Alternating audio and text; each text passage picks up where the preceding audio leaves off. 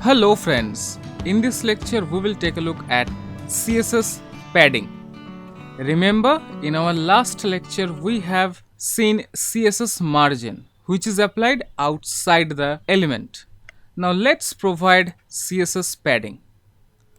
So after margin, let's write here say padding. Again you can have padding right, padding left, padding top, all with a different property and value, but I like to have the shorthand format because it will make your life easier. Yes friend. So let's write here padding, say 20 pixel. Now save it. Now hit refresh, here it is. So what is this? You can see that the width and height has increased. So what is this? Let me comment it. So let's save it and hit refresh. See, now it is this, and when you are uncommenting it, now let's save it, hit refresh, here it is. So what is happening? This is the space which is applied inside the element, not outside. When you want to provide space outside the element, you need to provide margin. But when you want to add a space inside, just inside the element, you need to have padding. Say for example, let me show you a different example. Let's have an anchor link. ahref equals hash. Now let's write here say click me. Let's save it. Come here, hit refresh. Here it is, click me. Remember here we have the margin bottom 40 pixel. Yes. Now let's style this. Let's provide a background color BSCK0UND background color, say hash 333, again same, and color say red. Save it. Now refresh. Here it is. And there is another thing that is annoying, that is the underline effect. So text decoration none. Let's save it. Now we will not be having this underline effect. Yup, here it is. Now see the button, if it is a button, then it's not looking that good, right?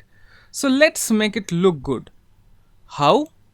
Let's provide a padding of say top and bottom say 5 pixel and right and left say 30 pixel.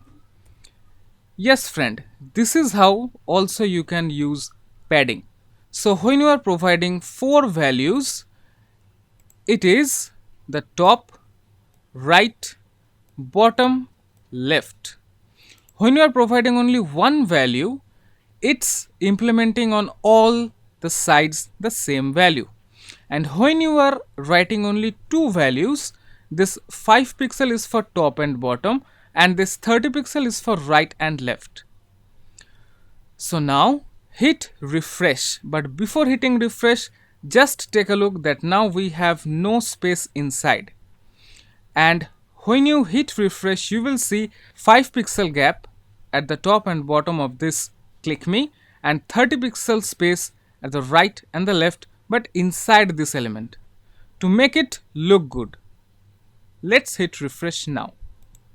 See, now it's looking kind of cool, isn't it? Now it's looking like it's a button. Let's spice it up by just adding a border radius. Yes friend, I'm a really fan of it. Let's provide it's a 5 pixel. Let's save it. Hit refresh. Yup.